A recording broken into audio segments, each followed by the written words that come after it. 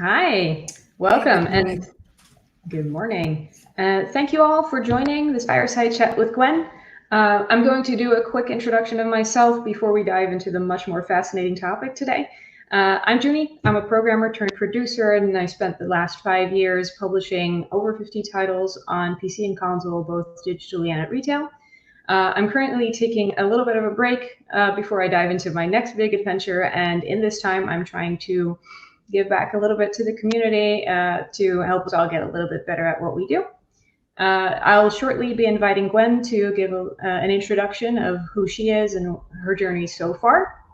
And then we're going to dive into a chat about her thoughts on the future of the industry as well as distributed working. In the meantime, feel free to drop your questions in the chat. We will, if they're relevant, we might tackle them in between, and otherwise, we hope to have some room at the end to get you some answers. So I'd hereby like to invite Gwen to tell us a little bit about you and your and Chum Squad. Sure thing. So, can you guys hear me all right? Hi. Yeah, Okay. I So can my hear you. name's I wasn't sure I was muted before. My name's Gwen. I've been in the industry for about 13 years now. I started out as working in MMOs out in San Francisco. I was working on a game called Marvel Heroes Online. I worked in AAA. I worked on a game called BioShock Infinite and the DLCs for that. About 6 or 7 years ago, I co-founded an indie studio with five other people, and that was kind of like it's what you would consider a co-op today, but we didn't really call it that back then for some reason. We all equally owned the studio. We shipped an indie title called The Flame in the Flood, which was one of the launch titles in the Switch and did quite well. And then about 2 years ago, I quit all of that and I founded a new studio, Chump Squad. This studio so far, the only employee is me. I make indie games largely with contractors and a distributed team. I launched my first title, Kine, last year. It was a launch title on Google Stadia, and it's available on every platform. It's a narrative puzzle game, and I'm working on my second title now. It's called Lab Rat. And you won a prize with that. Yes, it did.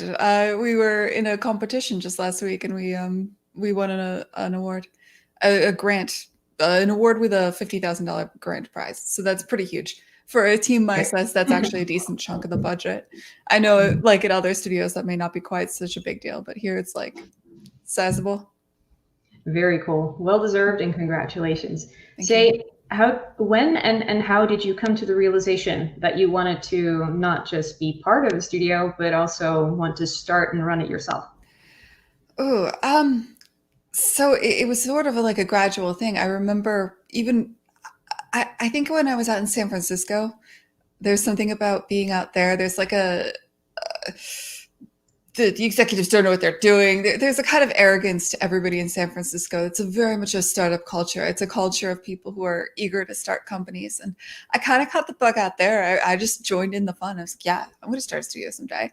And I would tell everybody that. And eventually, you know, after Irrational shut down, like I worked on BioShock Infinite and the DLCs for that. And then the studio closed. It was like in the news and everything.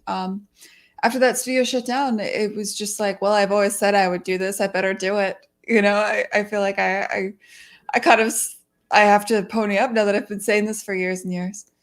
Yeah, and does it live up? How does it live up in what kind of ways to your dream and your vision and your expectations? I don't know, to be honest. It's hard to think back to what I expected this to be before. It's definitely the arrogance. There's an arrogance in AAA of, yeah, those silly indies. They're always letting their deadlines slip, and there's this kind of arrogance towards the. If I did this, it'd be so much better. I could bring better production values to this. And I think I probably had a bit of that, and it was a real kick in the teeth to actually go indie and like have when you're working on a game like BioShock Infinite, if you're working on Cyberpunk right now, like you're terrified of saying anything publicly because everything you say publicly explodes on Reddit. And so you Mhm. don't have a social media account. And you kind of like, you're very careful and you're not allowed to talk to the media unless you're media trained and that sort of thing. When you're an indie, you're screaming from the rooftops and nobody cares. Like, from the second you quit your job, nobody cares. And I think that was and just the struggle to have anybody take you seriously is Yeah. it's something that I don't think I was I wasn't prepared for it. Yeah. And you're living the life. What's still ahead of you? Just setting the tone a little bit for what you envision Chum Squad to be moving forward. Man, I don't. I've given talks about this before that I've never. I've been told 5-year plans before in my life. Like my first job was actually a game that didn't ship. I remember I was there and I would hear like the 3-year plan and the 5-year plan, and uh, they're nonsense. Like it's total Mm-hmm. nonsense. The industry changes so quickly. We don't know if subscription models will take over in a year. We didn't know COVID was going to happen 2 years ago, and so I don't generally make really firm plans. Mm-hmm.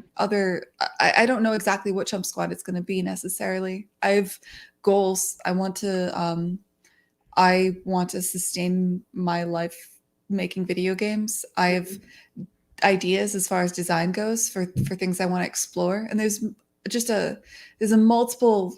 There's so many different ways those ideas could come together, you know. And most of what I do is capitalize on the opportunities that present themselves, grow the studio as it makes sense, take the deals that make sense that are interesting to me, and do the work that interests me. And just kind of see where it goes. I mean, I know we're going to talk about this. One of the things that interests me Yeah. is that I do want to make games that are bigger than like solo developer games, Yeah. and I do think like hiring people is probably a good way to go about it. Yeah. So more in the near future, what do you foresee for, well, of course, COVID, location, that sort of Mhm. thing, but for the size of your team and what you would like to do in the nearer future? So it's difficult when you're in a game to see past the horizon of that game, especially when you're a very small studio like I am. I'm shipping Lab Rat in summer, maybe spring or summer, and so all of my attention right now is really going to that. And I know that sounds like a cop out, but I do think in the long term, there will be games after Lab Rat. I'll be making games until I die, and there are people I'm working with right now in Lab Rat that I would like to potentially work with again in the future, and we just kind of have to talk up through what that would look like, and how that sort of thing would go. But in general, I do think that I would like to grow a studio, a small studio at least at first. And I do think I personally enjoy working from home. I personally think like a distributed team, um, working remotely as a small studio is kind of the way I'd like to go. Yeah. Well, that kind of segues nicely into the first topic that we have for today. So, you were talking to me a little bit about how where you feel the industry will be headed, and how the pandemic, of course, has influenced a lot of people in having to work from home, but also get used to that on a more personal level. I've been talking to a lot of developers recently who have been trying to get that set up for themselves. But inevitably, that means you're going to try and work from people from all sorts of cultures and backgrounds. And that also means they come from different countries, and therefore different contracts apply. And what you've told me as well is one of your closest colleagues is actually in Madrid, which means that you have to deal with someone who's used to a Spanish contract. How do you see that as a challenge for people currently? And do you think there are ways that could be mitigated in the future? That any advice that you have on that? Well, you get a good lawyer and look into the details. I think I've been doing a bit of research on this. You can usually start out with. If you know that there's a great deal of work to onboard somebody and to hire somebody, you're way more hesitant to do it, right? And so if you think of it as like, oh man, if I hire somebody from Portugal, I have to Yeah. learn all the laws from Portugal, and I have to figure out how to bring them on board, and that just becomes very daunting, and it's tempting never to hire people. And you should hire people from abroad. If you can hire people from abroad, you vastly expand the potential pool of talent you can tap into, right? So what I've naturally just kind of started doing is I work with people initially on contract, um, at least at first for a while, because it makes sense to make sure that somebody fits with the team, and somebody is somebody you want to hire full time before you do that anyways, right? Yeah. And so having an initial phase at least where you work on contract, or where you work with the individual. Part of being a small studio is working very closely with what the individuals want, what their careers are, if they want to work for RevShare or for a share of the company or for money or so forth. And there's going to be a certain amount of custom work involved with each person anyways when you're a small studio. So taking into account the country and the laws of the country of somebody that somebody is in is just part of that, I think. Yeah. And then moving away from that a little bit, and in the sense of finding those people, how are you making sure that you can find who fits with your team? You mentioned first working with them on contract basis, so it's not as permanent, it's not as solid just yet. But then from the moment that you engage in that relationship, how do you move from there? Any advice on that? Moving from a contract to a full-time position? Well, no, moving Or from you've just started working with them on contract basis. You're just starting to get to know them. How do you assess whether they are a team fit or a culture add? How what they contribute to your team, or if they maybe be an absolute misfit for you personally or for your team? I mean, in general, you uh, things tend to pan out to, or they don't. So, how do I put this? I mean, collaborating with others is difficult, but Mhm. I generally find within a couple months you can get a good feel for if somebody's working well with a team or not. Is there anything that you recognize that or repeatedly like this is something that really signals to me that we're Yeah, hitting it off? sure. Well, when it comes to time to bring somebody on board full time or to bring somebody into Chump Squad, I think the things I would personally look for are um, I, I I see this. How do I put this? So when I think of a company, I think of the way that a game is made. I think of how you start in pre-production with a very small core team, and you grow that team. You try not to grow that team.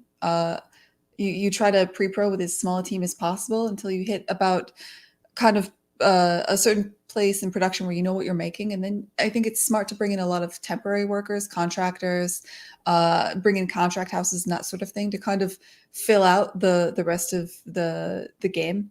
In the past, like in the beginning, we I think we were talking about this at one point. In the past, a long time ago, back when I started, studios would hire up a lot of people. They would start with a small team. They would hire up. They would finish the game and then they would lay everybody off. And I find that to be awful. I think it's much smarter to have a core team the entire time through, and to bring on contractors in the middle. And the reason why I'm bringing this up is because when you know that, if you know that that's your approach, if you know that that's how you want to build games long term, is by keeping a small team and bringing in contractors, then you know everyone on your small team needs to be capable of managing contractors, of being a kind of like a manager. And so something I do look for is somebody who can potentially manage others. And how do you figure out if somebody's a candidate for managing others? That's hard to say. Generally, like, are they usually, if they're easy to work with you, then they'll probably be easy to work with other people. Usually, uh, there is definitely generally, if somebody's already been in a position of leadership, you can, and they can talk Mhm. about it, you can kind of assess how they've done there. Generally, if they haven't been in a position of leadership, you try to look for people that are very self-motivated, people that will take a task and run with it on their own, people that you'll know you're talking to somebody who's senior or somebody who's ready for a position of leadership when they can like when they can figure out what it is they're supposed to do on their own.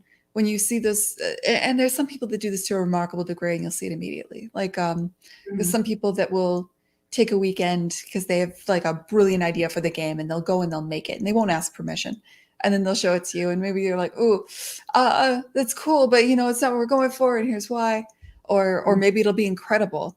And those are the best people to collaborate with, the people that can surprise the team, and those are Now also, that yeah, Yeah. those are Now that generally the I'm good thinking people. about it, if it's a person who is ready and willing to take that feedback on something they've made, especially if it's very positive or maybe not exactly a fit, but they're able to deal with that kind of feedback, I imagine that's also a very good sign. Yes, in general, for artists, for designers, for anybody that can take feedback well. Mm, And those are the ability to give feedback well and the ability to take feedback well are super mm, important and are two very different skill sets. And yeah. and I don't know how you can assess that somebody can give feedback well, to be honest. That's an open question in my mind, until Yeah. you've seen them actually do it.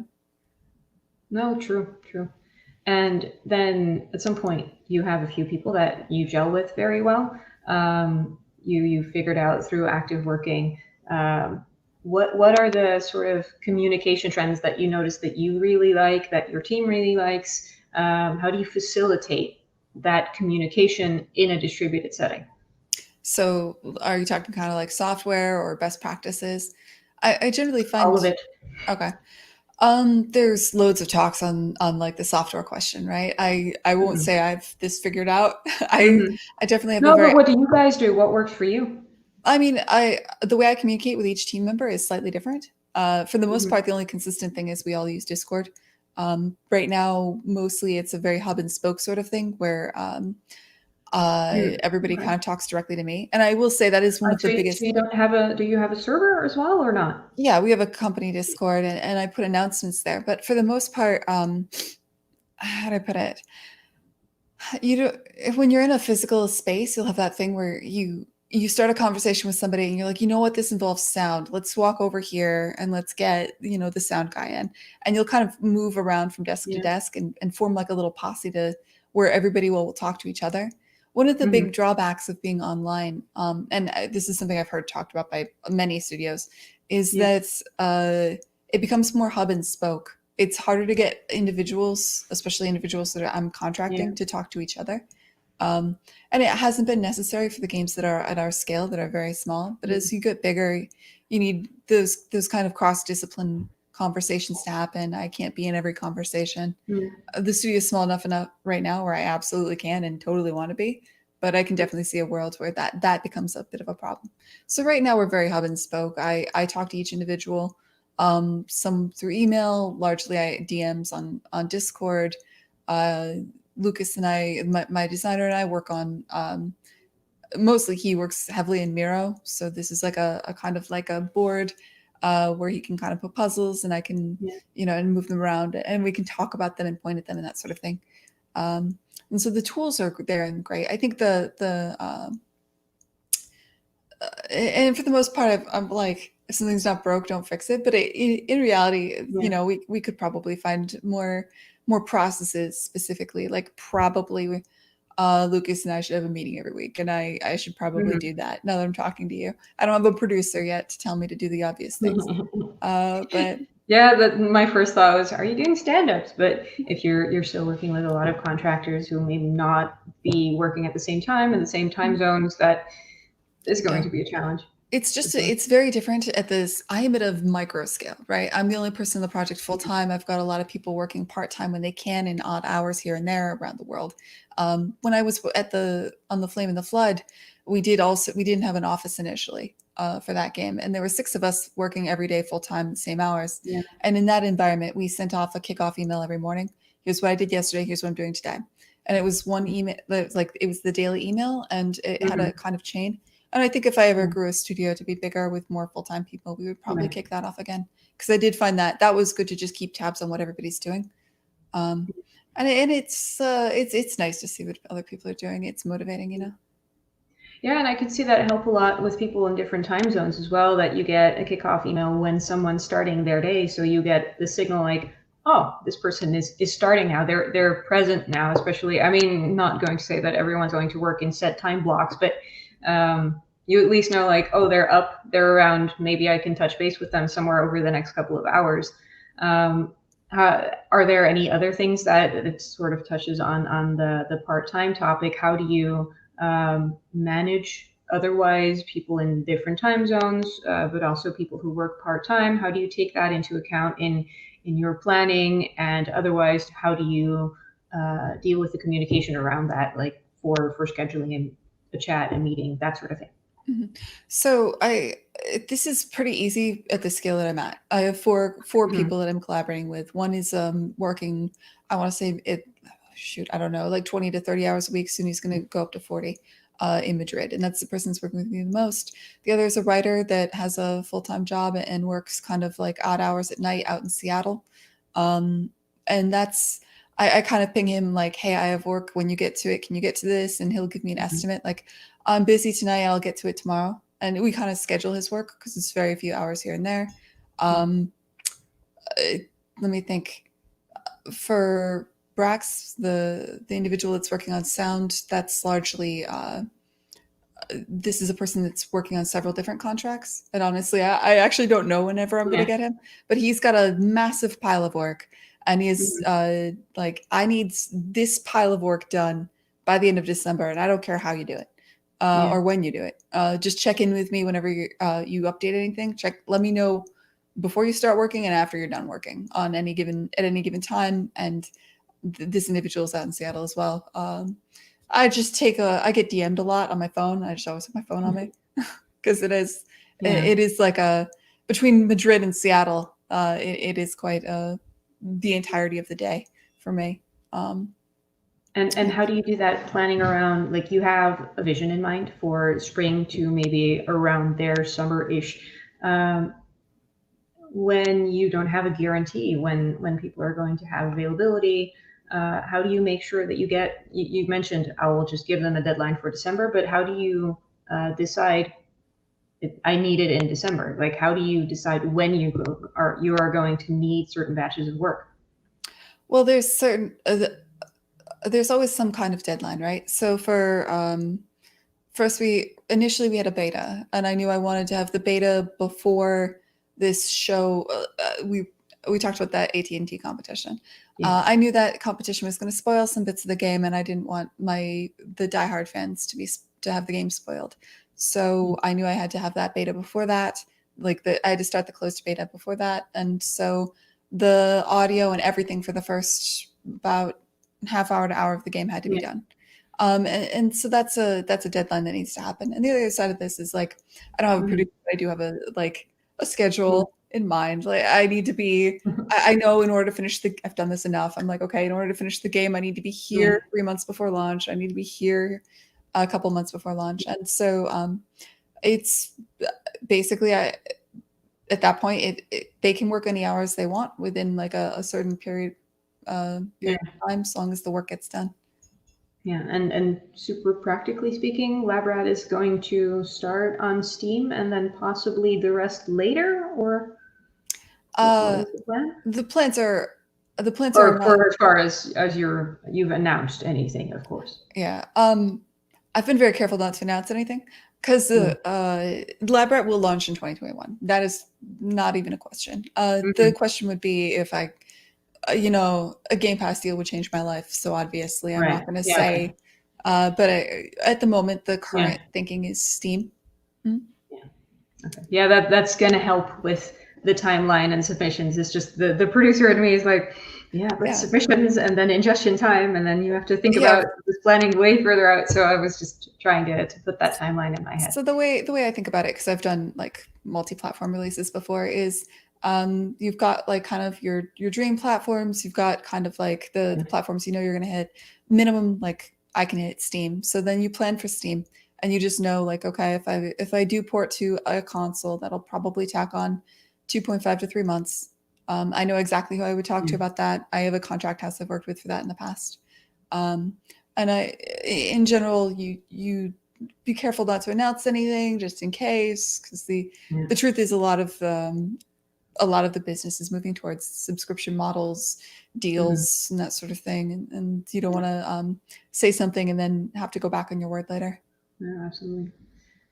Pivoting back to the team and the people topic a little bit, we've talked about the communication facet, but how about that feeling of being a team, feeling present together with your team members, especially when you're in different time zones? How do you and how could you facilitate that feeling of cohesion when you're in a distributed environment? And I haven't. I don't think we're not big enough to have to do that yet. So right now, like each one of us is an island, and we're all very proud of our work. I think um, everyone is proud of the game more so than necessarily the team. and they're proud of their contribution to the game, and they feel a great deal of ownership over their sphere of the game. And to me, that's but they exist as individual entities, not as necessarily like part of Chump Squad. And that's to be understood. Like that's to be expected considering they're contractors. And I don't even really know if that would change. Like it's hard to say. It would be difficult to kind of. Well, it's not like we can mail everybody hats. The 4 team members, right? So the few people that will stay with you, for them, you want to have that kind of a feel. Yeah, ideally, and I think that just comes down to I should probably have meetings every week. I get together and have game night from time to time, talk about games in general. It's very difficult to really replicate the office environment. I've tried. I tried to have like a lunch on camera, and it was the most awkward thing. Like eating on camera while somebody else eats and it's quiet. It's weird. You can't just go to lunch with somebody on a camera. No, I guess coffee or tea would be easier, maybe. Yeah, coffee and maybe like burger. Yeah. Yeah. Have you noticed any differences in dealing with different kinds of people between doing that in the office and then remotely? So different personality types, introversion, extroversion, but also people who like having loud music on in the background, just anything that's really part of something that you obviously notice in an office where it may not be so visible. Yeah, I mean, I loved working in an office. Is the other side of this. I had a really difficult adjustment working from home, and so I'm really sensitive to that when other people do as well. I miss the noises. I can't work unless I have headphones on because I've had headphones to drown out the noise of the office my entire career. And so now, even in the dead silence, even if I'm not listening to music, I put headphones on when I'm working. And I often put on Twitch in the background just to have noise. Sometimes I'll pipe Twitch like not through my headphones, so I'm canceling it out with my headphones. Like this is absurd. The transition from working in office to working from home is it can be challenging for some people. I'm one of them. Some people take to it immediately and love it. If for some people, I mean, it gives you a great deal of freedom. In a way, it lets you. The way I think of my day is so different now. Before it would be, there was the work tasks, and then there was like, when I get home, I have to fold the laundry and I have this. Now it's all just tasks in one big bucket that have to, like, there is no, Gwen's personal life and Gwen's public life. There's just the things Gwen needs to do Thursday. And then those can happen in any order. And that can be really freeing, and that can be really stressful for some people. And if you are a person who's like, I need to figure out how I'm going to, like maybe take care of a child or something like that, then this is actually a little, it's, well, you don't have school anymore, so COVID's awful and it's not fun. But like in general, the idea of working from home could make that a lot easier. So where was I going with this? Some people take to it better than others. One of the great things about this moment is in the past, trying to convince people to work from home, you didn't know if it would work out, if they would bounce off of it, if they would be one of those people that tried it and hated it. And it's difficult now everyone's had a trial by fire. Exactly. Actually, this is a really good time to be hiring people remotely because they know, like, it's not a mystery for them if they're going to like this lifestyle or not. Yeah. And we touched upon this a little bit yesterday as well. Wouldn't that risk you only hiring people who do feel comfortable that way? Wouldn't that maybe exclude people who could be brilliant but just don't fit that lifestyle very well? Well, yeah. Are there ways that you could mitigate that? Yeah. I mean, you can give people recommendations. You can tell people to try to work from a co-working space or something like that. And there are things like that. But there is just some people want to be in an office and want to collaborate face-to-face with other people. And that is just there are studios for people that feel that way. A remote studio, to work at a remote studio, you have to kind of want to work at a remote studio, Another topic that we've touched upon a little bit. You mentioned, for example, you give them work, you need it done by the end of December. You don't care how they do it. But we've also been talking a lot in the industry about making sure that the environment is healthy and sustainable. even if you're working with contractors, but especially if you're responsible for your core team members, how can you facilitate that kind of a healthy and sustainable environment when you're working in a distributed way? Well, I think it is difficult because you can't check in with somebody and make sure they're not killing themselves or something. Like I have no real visibility over how much some people work. Um, for the most part, I don't just tell people like I need this work by the end of December. I usually say, can this work be done by the end of December? And Right. does that fit in your schedule? And then they decide it. And I just have to have trust and faith in my team to do what's best for themselves. Um, Yeah. it's part of freelancing. And super practically speaking, we also talked about it a little bit. That is also something where you very strongly rely on trust and trust in your team members to accurately report how much time something is taken, right? Yeah, and I haven't really had a problem with that. Generally, yeah, I'll give people tasks. They'll tell me how many hours it's taken, and if somebody's an hourly contractor, I just trust that they've Mm. said the right number of hours. And so far, it's like nothing's Mm. come up weird. So Yeah. So, something I actually hadn't realized about that when you first mentioned it to me is in the Netherlands and in a lot of Europe, you actually work with monthly payments. So you mentioned like I usually deal with invoices that are every 2 weeks. That is very unusual to me. So I could see that work as a great way to sort of mitigate the risk on tasks that were severely underestimated in the amount of time it might take, or that may not actually be worth it when you know that, oh, this is taking a lot more time. Not entirely unrelated to trust, just this may not actually be worth that much. Having that cycle be every 2 weeks actually sounds a lot better or healthier or less risky, I suppose. yeah, I think that probably helps. Also, it's not like I give people tasks and they vanish for 2 weeks and they show up 2 weeks later with an Yeah, invoice and a pile of tasks. I see them checking in a Perforce. yeah. That I generally I'm pretty responsive. I talk to people. This is game development is very collaborative. It's never a mystery to me how much people are working.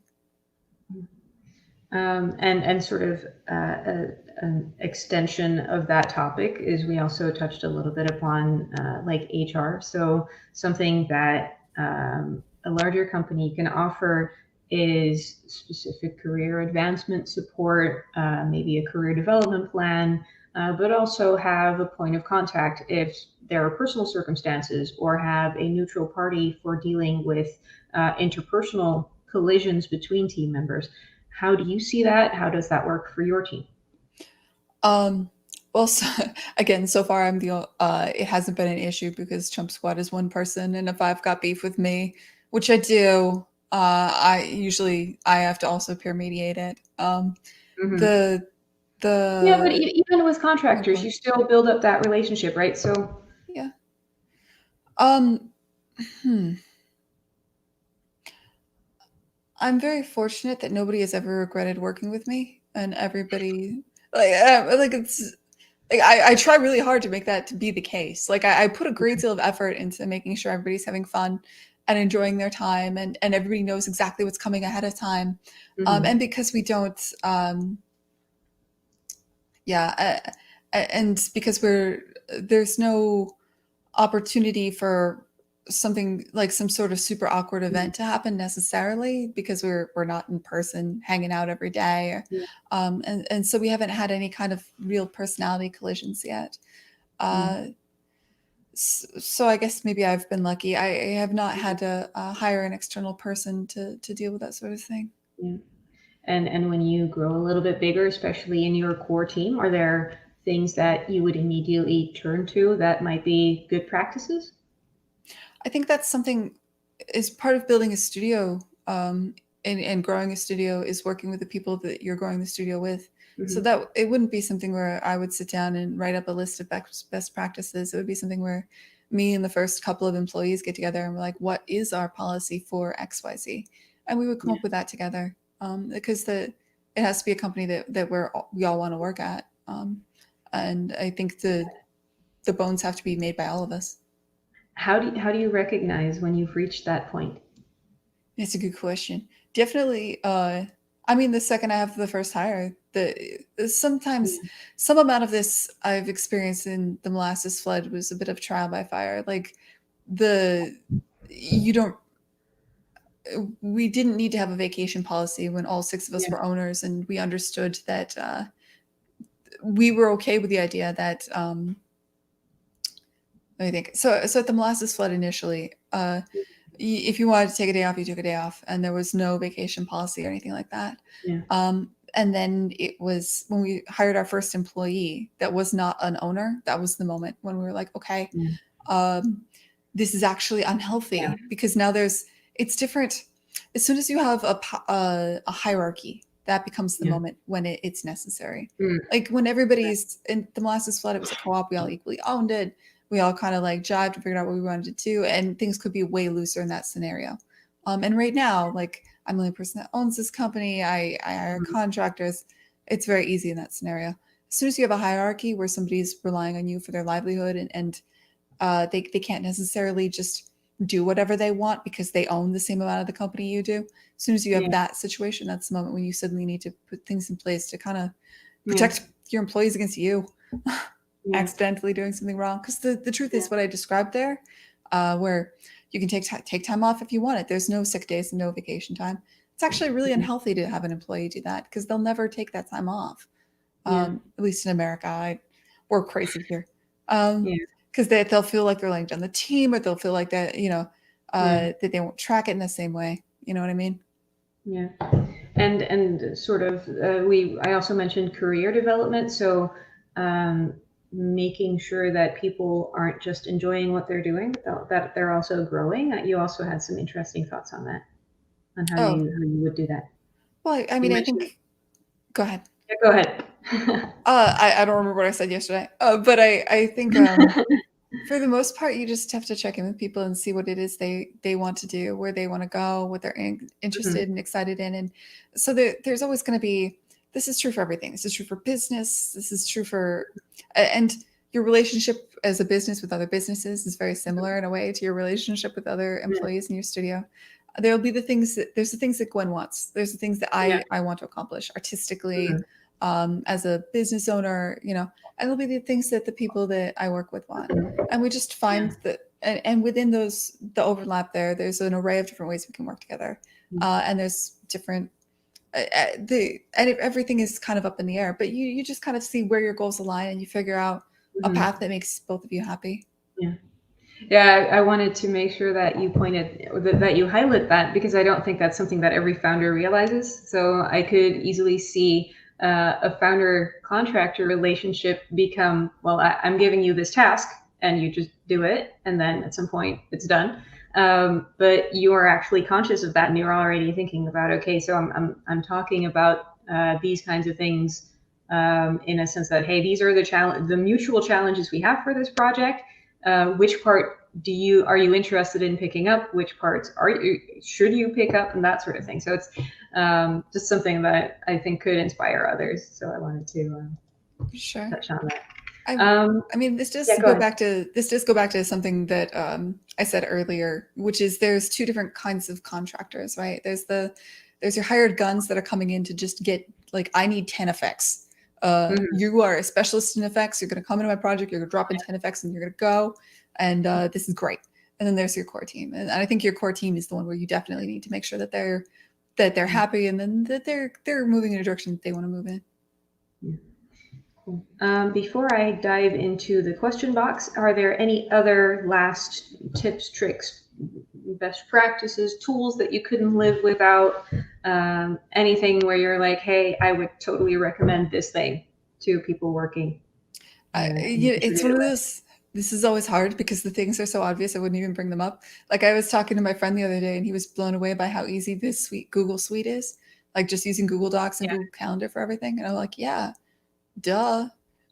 uh, but so I guess Google Calendar, Discord, talk to people regularly. Generally, keep in mind that you're the greatest. How do I put this? This is known. The only value in your studio is the people. It's not the computers and the desks. Mhm. Maybe it's the IP if you have a really strong IP. Yeah. but in reality, the only value of the studio is the talent at the studio, and Mm-hmm. keeping that in mind at all times, and making sure that you're aware of that, Yeah. and that you're growing that, because that's the only thing that matters. It's you have the money in the bank, the amount of talent, and how happy your talent is, and maybe IP, and that's what your studio is. I'm honestly really glad that I think you are at least the second or maybe the third person that I've heard say that at this conference. So we appear to be aligning in the right direction. All right, so I'm going to take a look at the questions in the Discord. So let's see, and in the chat box as well. The first one that I see that was highlighted, it was reported from Discord. I think it should also be able to be popped up on screen, and I will be eyeing Jay for that. From Discord, how do you go about learning what you need to know about running a business when you've only ever worked on teams at bigger companies? So where do you start? I mean, this just goes into like how you learn in general. You just do it. You don't have to. Anytime you want to do something new, imagine the smallest version of that and try that thing, and understand it's going to be significantly harder than you could possibly imagine, right? So you're at a large company and you want to start running a small business. Think of a small business. Boil it down to what exactly it is that you want to. Well, how do I put this? This is going to be different for different people. Like it depends on what you want your small business to do. But say you, in the long term, you want to make something like the size of the Darkest Dungeon team. Start small. Start with like, okay, maybe first I'm gonna while I'm working at my studio, I'm gonna start a small business, and I'm gonna launch tiny games on Steam, and I'm gonna see what it's like with just me, and then maybe I'll try experimenting. Or another thing you could do a game jam. Make a game with a group of people. Experiment with managing a small team is just part of a game jam. Just start small. Don't get a thing that happens a lot that's weird in AAA is we tend to think way more about the legal stuff. I think, and I see this over and over with my friends. They'll quit their studio and they're like, yes, but before we start the game, we need to have all these contracts. We need to spend months with lawyers, and we need to iron out who exactly owns what percentage of it. And I think there's a lot of that is important, yes, but it's not important until you actually have a thing. Like it's really heartbreaking to watch so many of my friends do this from AAA. To spend a great deal of time struggling over who owns exactly how much equity in a studio, and then end up never actually making a game after several months. I've seen this a couple of times, so I think it's possible to swing too far in the other direction. You can absolutely start out with a verbal agreement and some emails, and just be clear, like, the three of us are making a game. We're going to jam on it for a month. At the end of the month, we're going to figure out if this is worth pursuing. And if it is worth pursuing, we're going to talk about it then. And we're not going to worry about ownership until at least that moment. And if we don't come to an agreement at the end of the month, we're canceling the whole damn thing. It was only a month. Like, is that really such a difficult commitment to make? It's a month of your life, you know? And super practically speaking, for illustration for the people watching, how much time would you say you spend on overhead when it comes to the legalese and the financials and the management and all that sort of thing? As in average per You asked week? me this yesterday. Yeah. I just think it's a very useful point of reference for recent or upcoming founders. Yeah, 20% of my time is spent on everything that's not actually working on game development. Well, yeah, 20%. Maybe 25 sometimes.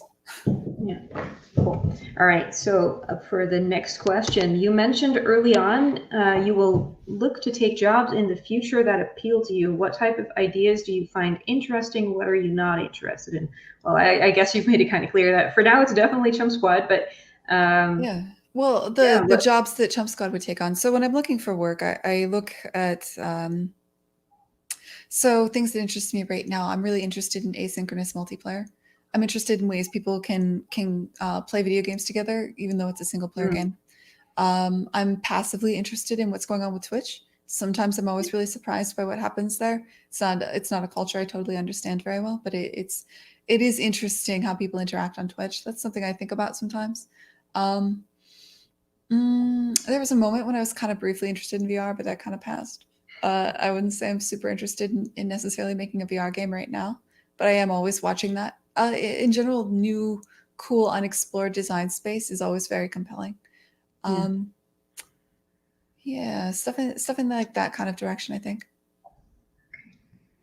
What did you look for in your initial hires? Was your recruiting process different compared to that which would be done in a bigger company? So there's two different. So I have the Chump Squad where I haven't actually hired anybody yet. Yeah. Maybe No, but there's a selection process for the, contractors still. for contractors, yes. Oh, okay. So there's a couple things here because we did hire people at the molasses flood, and that was very similar to larger companies. I don't think that was necessarily correct. I do think the for Chump Squad, when I'm bringing on contractors, I look for a couple of different things. I think the biggest thing is if it's somebody who's contracting, who's only going to be on the game for a while, I generally look to not hire individuals. I try to find a contract house that has a Yeah. large group of people. Mostly, this is a very American thing, but like we don't have health insurance here. And I don't like supporting the gig economy. If I have the money to spend on a game developer, I want to support a game developer that's working as part of some sort of co-op or as part of a company that is giving them health insurance where they can possibly collaborate with other people. I really like that there's these kind of outsourcing houses that will pick up a large body of work. I like that if I have a contractor and I think I need them for 3 months, but I actually need them for 6 months. Um, if I'm hiring somebody from like a contract house, that's Mhm. very generally they can move people around a little bit. They have a lot of different. They've a large number of projects that are growing Mhm. and shrinking in terms of scope, and they've got a large number of people, so the work can kind of move around. Also, if you want to working with a large contract house helps because it helps mitigate this kind of hub and spoke thing I was talking about before, where absolutely everything has to come through me. I know people are way more likely to talk to each other if they have an existing relationship. And so like for Kine, I was working with 4 artists out of the same kind of art contracting house. Yeah. They all knew each other. They all talked. Yeah. They could bounce ideas off of each other and pitch things to each other before they pitched them to me. And that was beneficial. And just to make sure that we point that out, the outsourcing houses you're talking about, you said large, but you could also elaborate a little bit on the size of the Most outsourcing houses that you're working Yeah, with. we talked about this yesterday because I said that yesterday, and you're like, "How large?" And I was like, 25 people," and you're like, "What?" So most of the contracting houses I've worked with, like I hired Disbelief to do the port. Love working with Disbelief; they're fantastic. That's a group of specialist engineers. They're Right. engineers. They work in many engines. They specialize in the Unreal Engine. They've ported Gears of War. They've ported small indie games like Kine. Yeah. They have a team of graphics programmers, tech artists, Yeah. and network programmers and so forth. It's just a programming outsource house that's phenomenal. Mm. I think they're like 30 or 40 people now. Yeah. Um, Yeah, no, we on the Sedesco side have also worked with a lot of studios that are picking up smaller projects for us or doing just a little bit of concept art, and their teams that are maybe 12 people in size, but it's a very useful way of very flexibly adding to your team. Just wanted to illustrate to people watching that it's possible to work with smaller teams. You don't necessarily have to step to the biggest service providers out there. If that no, works for you, it works for you. But just in case. So I see a familiar face asking a question, and I know this guy. My question would be, what would you do differently now if you had the chance to do it again? oh shoot, oh, what were the mistakes? I mean, there's most of my mistakes. Doesn't necessarily have to be mistakes. No, well, I mean, if I'm changing it, then it's something I wish I had done Yeah, differently, but right? I yeah, will but say, yeah. Okay. Go ahead. yeah, like on Kind specifically, I was more focused on the business side of things and the positioning side of things rather than necessarily. I didn't play test the game enough. I didn't concern myself with the design of the game enough. I didn't take game design as a craft seriously enough. I think this is actually a Yeah. problem that comes largely from AAA, where we're used to high production values, where we assume people like we don't iterate on design as much in a AAA. We don't take it as seriously. In fact, you want to minimize the iteration in between different key tent. If you're working on a tentpole franchise, As far as the design goes, you don't want to anger your customers. They like what they've got. They just want a prettier and more, a different coat of paint on it for the most part. And so I wish I'd spent a bit more time on Kine, actually considering myself with the quality of the game. But the other side of that is like the things I was worried about for that game before they launched and the things that were the problem after they launched were so different. Yeah. And so I look back on that and I reflect because I keep a journal of what I think is going wrong. And I go back and I read it and I'm like, that's not what was wrong. And I just wish I could, like, I wish I could go back and tell myself some of those things, Yeah. Nightwolf, for starting a studio, would you say saving funds from a prior job or having a job during development be more important for the success of the studio in the long run? Oh man, I gave a whole talk about this at console Well, once. you can drop a link in the Discord afterwards. Sure. There's different ways to do this. I think it is very stressful to quit it. You can save up your money and then quit your job and live off that money, and you'll be watching your bank account dwindle as it goes. And if you choose that path, that is insanely stressful because you tend to think of the money for your company and the money for you as the same thing. It's far smarter to immediately establish separate bank accounts. This is the bank account for the Molasses Flood, and this is the bank account for Gwen. Move all of the money that you intend to spend being a game developer into that bank account and pay yourself a salary out of it until the money runs out. Basically, create a studio and pay yourself as if you're a studio. If you're a small developer, that's the tip I would give you. Having a job during game development is a path I've also taken. When I started Chump Squad, I was working part-time at the Molasses Flood, and that was actually extremely draining because I was a game developer twice. Once with my co-op that I with a group of people, a studio I founded, and I couldn't give up on them, and also at home. I think you promised yourself that you would work 20 hours and 20 hours, right? Oh my God. And yeah, and I of course worked absurd amounts of hours. Like it was so stressful looking back, and I always felt like I was letting down one game or the other. I never felt like I was fully invested. And so if you're working with a job while you pursue game development on the side, maybe make it a job that's like really dumb and easy. That might have helped a lot. A job that you aren't personally super invested in. I think you actually, in your talk, you also highlighted another example that wasn't necessarily another job that was dumb so much, but I think you were pointing out a teacher that was also developing on the side. Oh yeah, of course. Like teaching is a great teaching at NYU Game Institute, I think was the example, and that was a pretty good example. Like because it's a job where you're thinking about games. It's game tangential. It was not dumb, but it's also something where you have a certain amount of downtime. And so yes, there is something like that, and I can totally see that. I can see it being very beneficial having a job that's sort of tangential to direct game development. I will say part of the reason why I made it through Kine was because Kine had no animation. And so when I went home and I was working on Kine, I was flexing a very different muscle versus work at the Molasses Flood, where I was only an animator. That made it a lot easier. I think we are about to wind down. There you have Jay. Yeah, I'm like the music that's playing you off the stage. Except I just kind of like pop into the screen at the same time. So thanks y'all so much. And Herbivore, we'll get to your question in the Discord because we've got another session coming up right now, and I've got to get all of that set up. But Gwen, Juney, thank you so much for doing what you do and giving some feedback. And Gwen, again, congratulations on the win last week. Well deserved. So if anybody else has got any questions, you can go to discord.gg/indiegamebusiness, and these two and over 2,000 more game developers there waiting to share thoughts, answer questions, be there for you. It's a really, really good community that I'm really, really proud that wrapped around something that I happen to be doing. I'm not going to take credit for it at all. All I did was actually make the Discord. That was it. Everybody else did the rest. But yeah, so next up, we've got Renee Gittins, the executive director of the IGDA, discussing something near and dear to all of our hearts, why 2020 has sucked. And well, not why, we all know why. But since it has, here's what the IGDA is doing to help make it better for all of us. All right, so thanks again. and we'll see you on the Discord. Bye, everybody. Yes, thank you. Bye. Bye.